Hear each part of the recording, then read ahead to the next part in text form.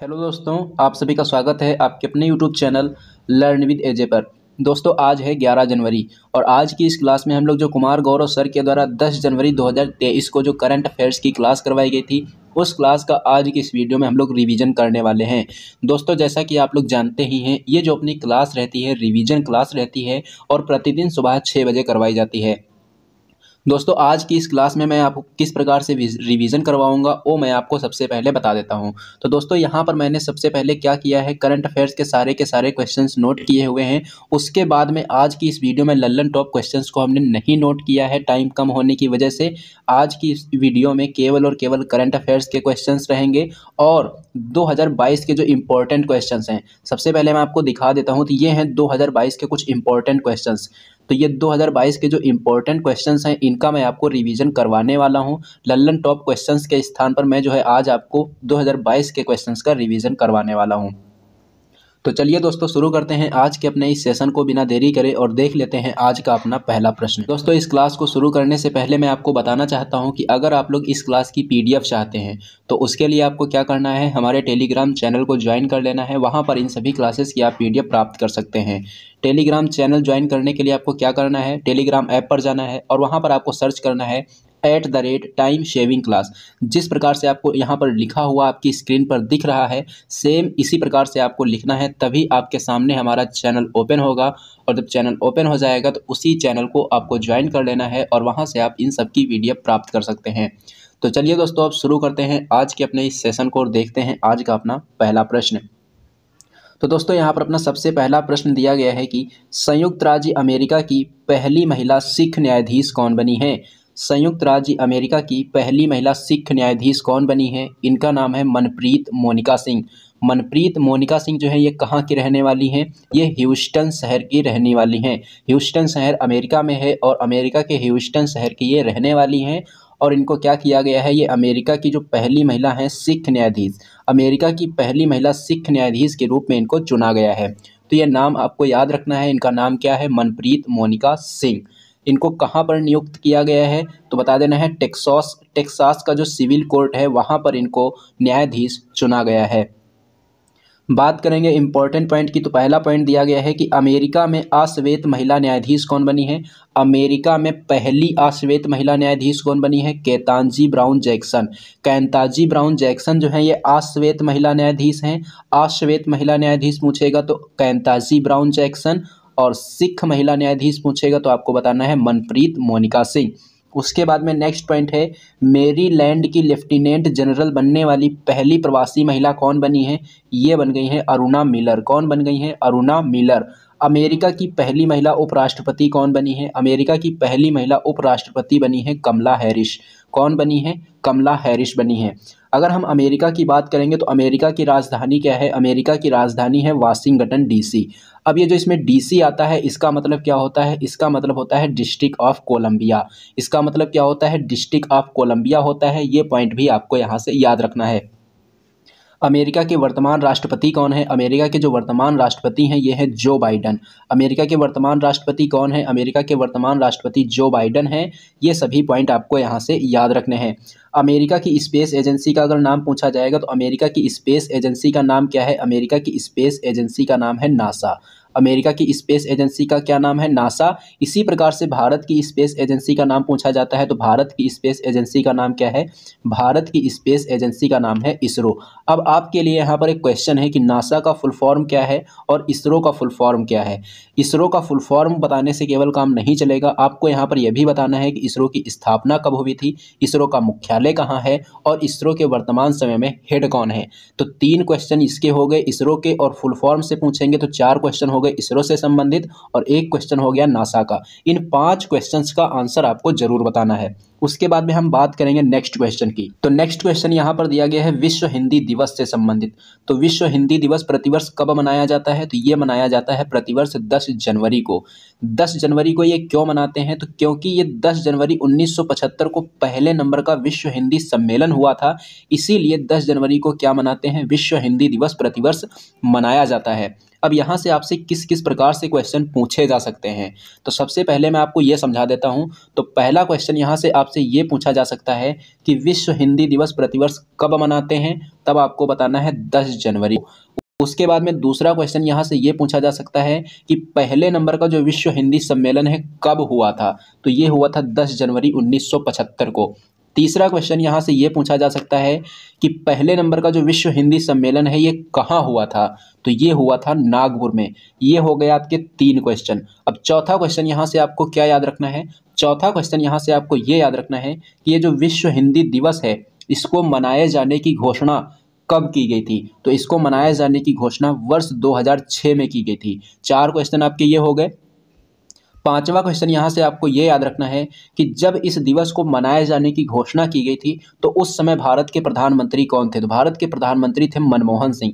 यानी प्रधानमंत्री मनमोहन सिंह के समय में विश्व हिंदी दिवस पहली बार मनाया गया था। कब मनाया गया था, प्रधानमंत्री मनमोहन सिंह के समय में विश्व हिंदी दिवस पहली बार मनाया गया था। तो ये 5 क्वेश्चन यहाँ से आपको याद रखने हैं। उसके बाद में छठा क्वेश्चन यहाँ से आपको क्या याद रखना है कि जो 2023 में जो विश्व हिंदी सम्मेलन होगा वो कौन से देश में होगा, तो ये होगा फिजी में। कहाँ होगा, फिजी में होगा। और पहले नंबर का कहाँ हुआ था, पहले नंबर का हुआ था नागपुर में। कब हुआ था, 1975 में। और 2023 में कहाँ होगा, 2023 में होगा फिजी में। अब बात आई है फिजी की, तो फिजी से आपको यहाँ पर केवल एक पॉइंट याद रखना है कि जो फिजी की राजधानी है, फिजी की राजधानी क्या है, फिजी की राजधानी जो है ये है सुवा। फिजी की राजधानी क्या है, फिजी की राजधानी है सुवा। ये पॉइंट भी आपको यहाँ से याद रखना है। उसके बाद में हम बात करेंगे नेक्स्ट क्वेश्चन की। तो नेक्स्ट क्वेश्चन है कि विश्व हिंदी सचिवालय कहाँ है, विश्व हिंदी सचिवालय कहाँ है, ये है मॉरिशस में। अब नेक्स्ट क्वेश्चन है कि राष्ट्रीय हिंदी दिवस कब मनाते हैं। देखो, विश्व हिंदी दिवस पूछेगा तो 10 जनवरी बताएंगे, लेकिन अगर राष्ट्रीय हिंदी दिवस पूछेगा तो कब बताएंगे, राष्ट्रीय हिंदी दिवस बताएंगे 14 सितंबर को। अब यहाँ से 14 सितंबर से एक संबंधित क्वेश्चन और पूछा जाता है कि जो राष्ट्रीय हिंदी दिवस है ये पहली बार कब मनाया गया था, तो पहली बार ये मनाया गया था 1953 को, यानी कि 1953 में। कब मनाया गया था, 1953 में मनाया गया था। उसके बाद में नेक्स्ट क्वेश्चन है अपना क्वेश्चन नंबर 3। देश का पहला राज्य जो 100% डिजिटल बैंकिंग वाला राज्य बन गया है, ये कौन सा राज्य है। देश का पहला राज्य का नाम बताइए जिसको 100% डिजिटल बैंकिंग राज्य वाला राज्य बना दिया गया है, तो ये हो जाएगा केरल। इस प्रकार की जो घोषणा की गई है किसके द्वारा की गई है, केरल के जो मुख्यमंत्री हैं कौन, पिनरई विजयन, इनके द्वारा ये घोषणा की गई है कि जो केरल राज्य है वह 100% डिजिटल बैंकिंग वाला राज्य हो चुका है।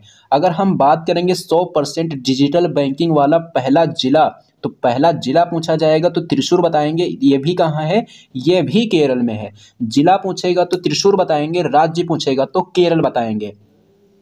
उसके बाद में नेक्स्ट पॉइंट की बात करेंगे तो नेक्स्ट पॉइंट यहाँ पर दिया गया है कि जो के फोन प्रोजेक्ट है, के फोन प्रोजेक्ट, के फोन प्रोजेक्ट कौन से राज्य के द्वारा शुरू किया गया, ये शुरू किया गया केरल के द्वारा।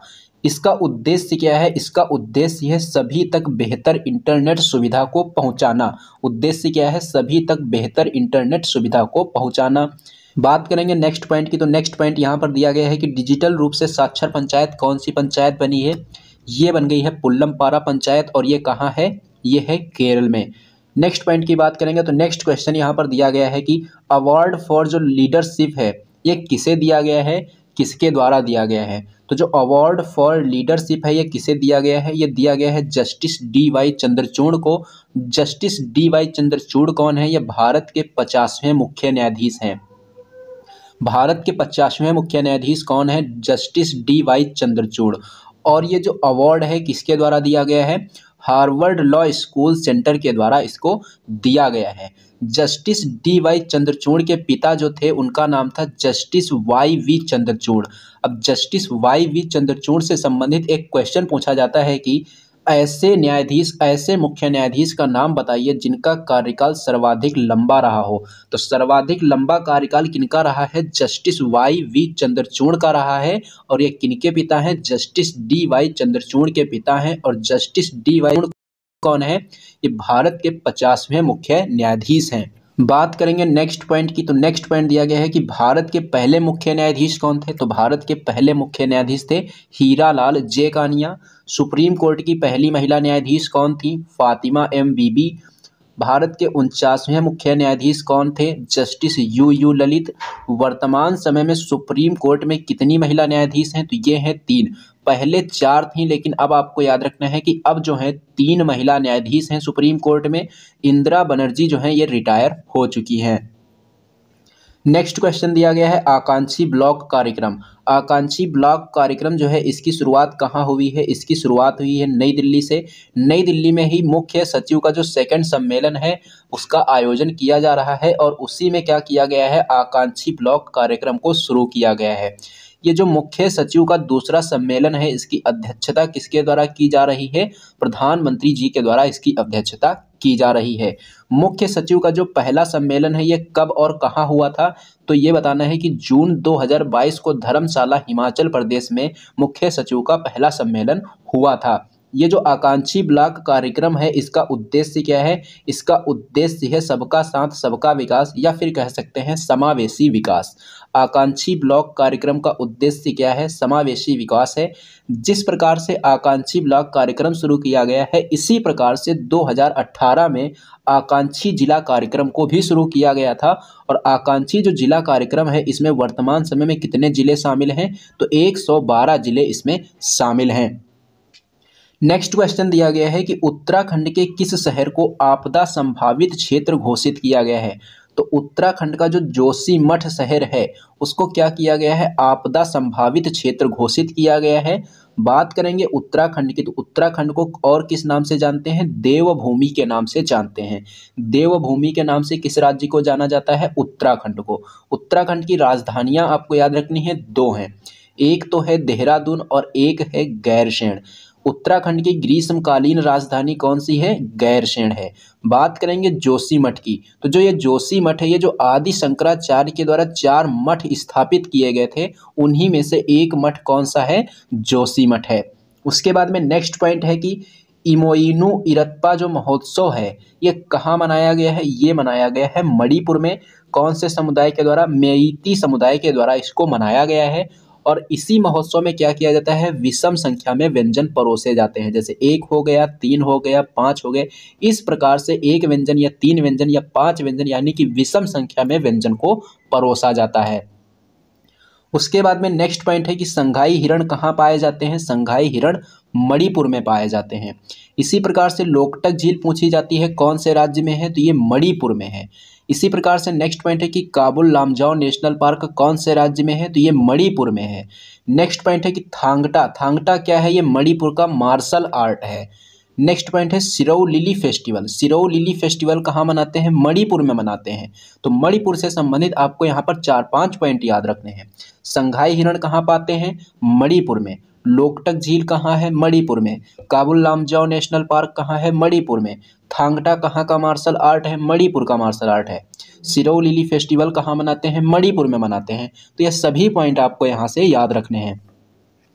उसके बाद में नेक्स्ट पॉइंट दिया गया है ICICI के द्वारा प्रूडेंशियल लाइफ इंश्योरेंस द्वारा 360 डिग्री वित्तीय सुरक्षा अभियान के लिए किस क्रिकेटर को साइन किया गया है? तो ये किया गया है सूर्य कुमार यादव को। किसे? सूर्य कुमार यादव को। उसके बाद में हम बात करेंगे नेक्स्ट क्वेश्चन की। तो नेक्स्ट क्वेश्चन यहाँ पर दिया गया है केसरी नाथ त्रिपाठी से संबंधित।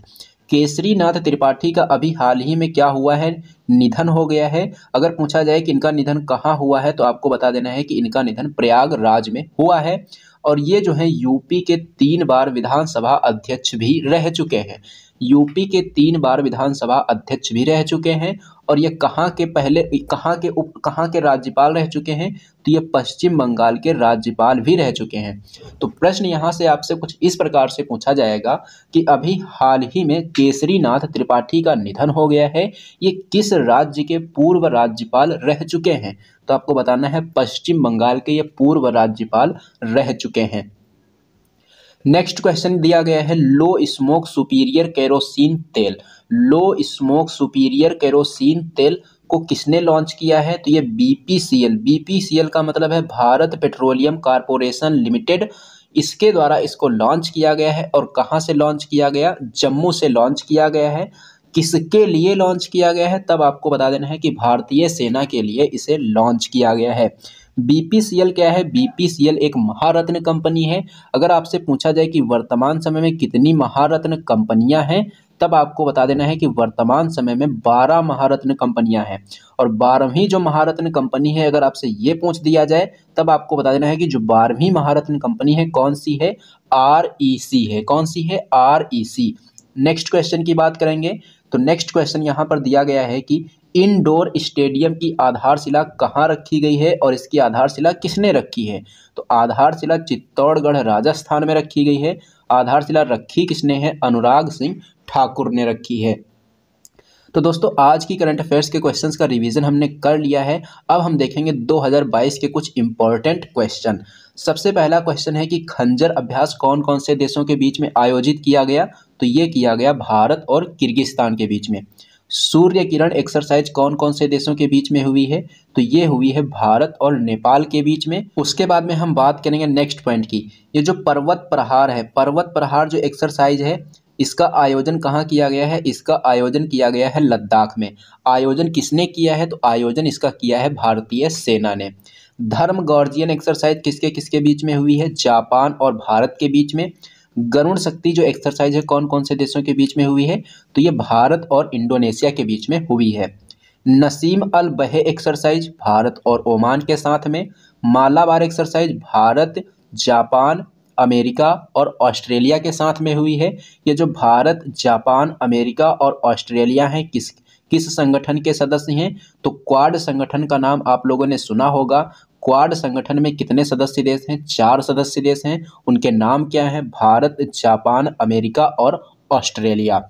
बात करेंगे नेक्स्ट पॉइंट की। तो नेक्स्ट पॉइंट है गरुड़ एक्सरसाइज। गरुड़ एक्सरसाइज किसके किसके बीच होती है? भारत और फ्रांस के बीच। इसी प्रकार से हमने देखा है गरुड़ शक्ति।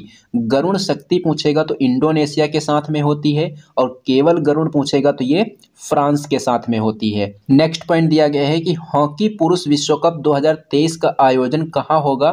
तो ये होगा भारत के राज्य उड़ीसा में। आधिकारिक भागीदार इसके लिए किसे बनाया गया है? तो टाटा स्टील लिमिटेड जो कंपनी है उसको बनाया गया है। पहला पनडुब्बी रोधी जहाज, पहला पनडुब्बी रोधी जहाज कौन सा है? ये है अर्नाला। कहाँ से लॉन्च किया गया है? चेन्नई से लॉन्च किया गया है। नेक्स्ट पॉइंट है प्रोजेक्ट 75। प्रोजेक्ट 75 के तहत कितनी पनडुब्बियों का निर्माण किया जा रहा है? 6 पनडुब्बियों का। कौन कौन से देश मिलकर इसका निर्माण कर रहे हैं? भारत और फ्रांस। निर्माण कहाँ किया जा रहा है? मझगांव डॉक शिपयार्ड लिमिटेड के द्वारा इसका निर्माण किया जा रहा है। उसमें से 5वीं जो पनडुब्बी है कौन सी है? वागीर है। और 6ठी पनडुब्बी कौन सी है? वागसीर है। सर महोत्सव कहाँ मनाया जाता है? लद्दाख में। स्पुतिक गस्टर फेस्टिवल कहाँ मनाते हैं? लद्दाख में। हेमिस फेस्टिवल कहाँ मनाते हैं? लद्दाख में। नेक्स्ट पॉइंट है कि रज पर्व कहाँ मनाते हैं? उड़ीसा में मनाते हैं। धानु यात्रा पर्व उड़ीसा में। नुआखाई फेस्टिवल कहाँ मनाते हैं? उड़ीसा में। उसके बाद में नेक्स्ट पॉइंट है सिग्मो फेस्टिवल कहाँ मनाते हैं? सिग्मो फेस्टिवल को गोवा में मनाया जाता है। खजुराहो फेस्टिवल कहाँ मनाते हैं? मध्य प्रदेश में। ऊंट महोत्सव कहाँ होता है? ऊंट महोत्सव होता है बीकानेर में। लोसांग फेस्टिवल कहाँ होता है? लोसांग फेस्टिवल सिक्किम में होता है। भारत का पहला ओपन रॉक संग्रहालय कहाँ स्थापित हुआ है? हैदराबाद में। उद्घाटन किसने किया है? केंद्रीय मंत्री जितेंद्र सिंह ने। स्वदेशी कंज्यूमर पैकेज्ड गुड्स ब्रांड कौन सा है? ये है इंडिपेंडेंस। किसने लॉन्च किया है? रिलायंस कंपनी ने इसको लॉन्च किया है। एनडीटीवी के 29% शेयर किसने खरीदे हैं? अडानी कंपनी ने खरीदे हैं। वीवो प्रो कबड्डी लीग का 9वां सीजन का विजेता कौन बना है? Jaipur pink panthers. और 8वें सीजन का विजेता कौन बना है? दबंग दिल्ली। भजन सोपारी का अभी हाल ही में निधन हो गया है।